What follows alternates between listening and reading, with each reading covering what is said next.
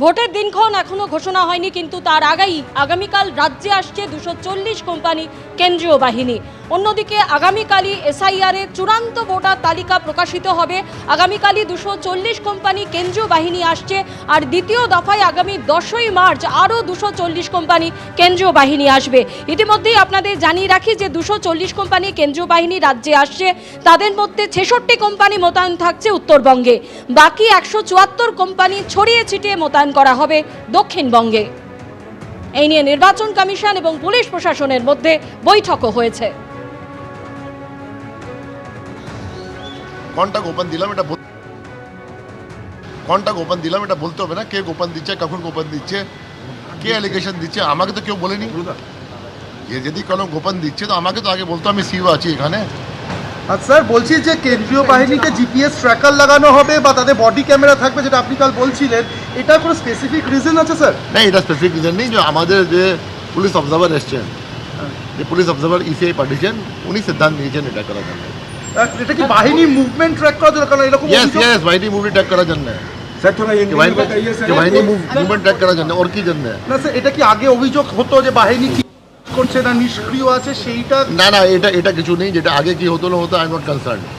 এটা নতুন অবজারভার এসছেন, উনি বললেন যে আমি এরকমই করবো, যেটা আছে আমার এটাই রিকোয়েস্ট করছি, আমি ইসিআইকে এটা উপদেশ দিচ্ছি, আমরা অ্যাডভাইস দিচ্ছি, উনি বললেন এটা। স্যার, পলিটিক্যাল পার্টিগুলো বলছেন যে কেন্দ্রীয় বাহিনী আসছে ঠিকই, কিন্তু তাদের তো এসপির আন্ডারেই কাজ করতে হবে। নিশ্চয়ই এসপি আন্ডার কাজ করতে হবে। সেক্ষেত্রে তো রাজ্য পুলিশের ক্ষেত্রেই হচ্ছে। ভাই SP, how can you assume যেটা এসপি আছে ল অ্যান্ড অর্ডার কাজ করবে না?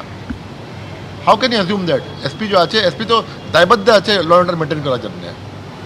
এটা তো নেই কি কোথায় ল অ্যান্ড অর্ডার হবে ও সেন্ট্রাল বাহিনীকে ইউজ করবে না। SP is IPS officer, UPSC থেকে পাস করেছে, এটা কাজ জন্য আইপিএস জয়েন করেছে, তো ইউজ করবে না? এটা কি? এবার দেখাবো কোথায় কত কেন্দ্রীয় বাহিনী মোতায়েন করা হচ্ছে। সবচেয়ে বেশি কেন্দ্রীয় বাহিনী মোতায়েন করা হচ্ছে উত্তর 24 পরগনায়। বারাসাত পুলিশ জেলায় থাকবে 6 কোম্পানি বাহিনী, বনগাঁ পুলিশ জেলায় 4 কোম্পানি, বসিরহাট পুলিশ জেলায় থাকবে 7 কোম্পানি বাহিনী, ব্যারাকপুর পুলিশ কমিশনারেটে মোতায়েন থাকবে 9 কোম্পানি বাহিনী, বিধাননগর পুলিশ কমিশনারেটে থাকবে 4 কোম্পানি বাহিনী। সব মিলিয়ে এই জেলায় মোতায়েন থাকবে 30 কোম্পানি কেন্দ্রীয় বাহিনী। অন্যদিকে উত্তর 24 পরগনার নিরিখে দক্ষিণ 24 পরগনায় কেন্দ্রীয় বাহিনীর সংখ্যা পুরো অর্ধেক। বারুইপুরে 5 কোম্পানি, ডায়মন্ড হারবারে 6 কোম্পানি কেন্দ্রীয় বাহিনী মোতায়েন করা হবে। সুন্দরবন পুলিশ জেলায় থাকবে 4 কোম্পানি বাহিনী। সব মিলিয়ে এই জেলায় মোতায়েন করা হচ্ছে 15 কোম্পানি বাহিনী। আর কলকাতায় মোতায়েন করা হচ্ছে 12 কোম্পানি বাহিনী। পূর্ব মেদিনীপুরে মোতায়েন করা হচ্ছে 14 কোম্পানি কেন্দ্রীয় বাহিনী। মালদায় থাকবে 12 কোম্পানি, দক্ষিণ দিনাজপুরে 10 কোম্পানি। এছাড়া মুর্শিদাবাদ এবং জঙ্গিপুর পুলিশ জেলায় 8 কোম্পানি করে মোট 16 কোম্পানি বাহিনী মোতায়েন করা হবে। কেন্দ্রীয় বাহিনীর জওয়ানরা এসে স্কুলে স্কুলে থাকতেই পারেন, কিন্তু আমরা চাইবো না সেজন্য স্কুল শিক্ষা ব্যাহত হোক, এমনই মন্তব্য ব্রাত্য বসুর। 8000-এর বেশি স্কুল এমনিই বন্ধ হয়ে যাবে, কারণ টিচারই নেই, সেখানে বরং বাহিনী থাকুক, পাল্টা বিজেপি নেতা দিলীপ ঘোষ।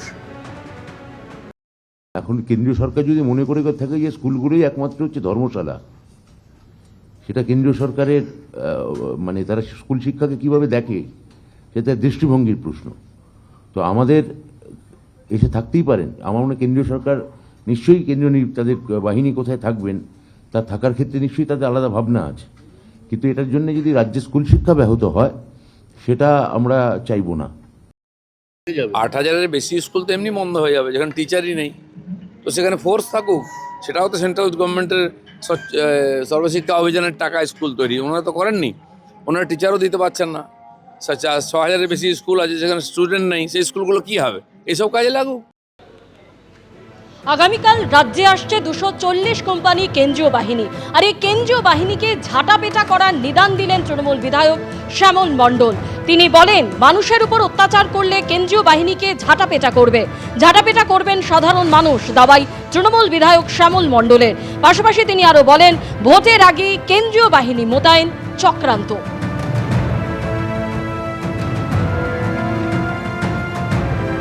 কেন্দ্রীয় বাহিনীর কাজ কেন্দ্রীয় বাহিনী করবে। যদি কোনো কারণে আমাদের সাধারণ মানুষের ওপরে তারা অবৈধ বা বেআইনিভাবে যদি অত্যাচার করার চেষ্টা করে, তাহলে কিন্তু পশ্চিমবাংলার গ্রামের মানুষরা ঝাঁটা নিয়ে তৈরি আছে মোকাবিলা করার জন্য। ঝাঁটাপেটা করবে। যদি অন্যায়ভাবে যার সেন্ট্রাল পুলিশ যদি মারে, আমাদের গায়ে হাত দেয় সাধারণ নাগরিকদের। নির্বাচন ঘোষণার 20-22 দিন আগে যে পাঠাচ্ছে, তার মানে একটা গভীর চক্রান্তের গন্ধ আমরা পাচ্ছি, একটা গভীর ষড়যন্ত্রের গন্ধ আমরা পাচ্ছি। যদি তারা পায়ের ওপর পা তুলে দিয়ে অন্যায়ভাবে যদি আক্রমণ করার চেষ্টা করে, যদি বিনা কারণে যদি অছিলায় বিনা কারণে যদি তারা হেনস্থা করার চেষ্টা করে, তাহলে মহিলারা তাদের ঝাঁটা পেটা করবে। আইনসভার একজন সদস্য, তার বক্তব্যের মান দেখেই বোঝা যায় এদের আইনসভায় আসা উচিত নাকি এই ঝাঁটা বা ঝাড়ু নিয়ে রাস্তায় কাজ করা উচিত। দুর্ভাগ্যের বিষয় হচ্ছে এনারা সবকিছু নিয়েই চক্রান্ত খোঁজেন।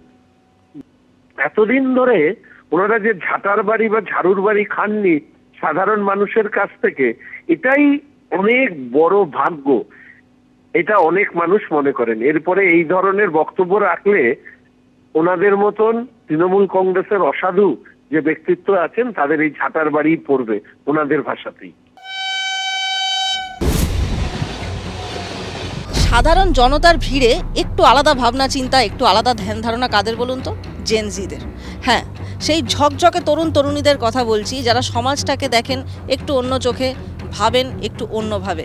তাই আজকে জেনে নেব আসন্ন নির্বাচন নিয়ে তারা কি ভাবছেন। চলুন শুনে নিই আনফিল্টার্ড জেনজি বলছে কি। নতুন প্রজন্মের একজন মানুষ হিসেবে তুমি কি বেছে নিতে চাও, সরকারি চাকরি নাকি ব্যবসা? বেছে তো নিতে চাই সরকারি চাকরি, কিন্তু সেই ব্যবস্থা তো আমাদের পশ্চিমবঙ্গে আর নেই। সরকারি চাকরি প্রার্থীরা সব কান্নাকাটি করছে, বা যাদের ছিল তাদেরও চলে যাচ্ছে। এই রাজ্যে চাকরি বাকরি তো এই অতীত হয়ে গেছে। দারুণ কাজবাজের অবস্থা, নানান রকম কাজবাজ, নানান রকম সুযোগ সুবিধা সবই তো রয়েছে, কাজবাজও রয়েছে, আমরাও তো করছি।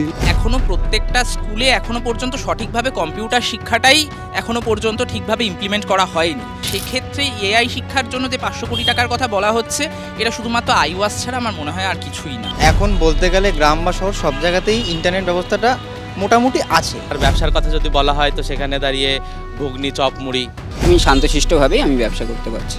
চাঁদা আর তোলা এগুলো ছাড়া তো ব্যবসা করাও সম্ভব হচ্ছে না। ব্যবসা করতে গিয়ে আমার কোনো রকম গুন্ডা বা কোনো রকম থ্রেটের কোনো রকম সম্মুখীন হতে হয়নি। কন্ট্রাকচুয়াল চাকরি হচ্ছে, চাকরি বাকরি বলতে গেলে ওই 10,000 9,000, আর সরকারি চাকরি তো নেই। না, রাজ্যে চাকরি আছে। সাফাই গেয়ে নয়, সাফ কথাতেই জিততে হবে জেনজির মন, এমনটাই স্পষ্ট বার্তা দিচ্ছে তারা। এরপর অন্য কোনো বিধানসভা কেন্দ্রে গিয়ে আমরা শুনবো জেনজি বলছে কি। এবিপি আনন্দ, এগিয়ে থাকে, এগিয়ে রাখে।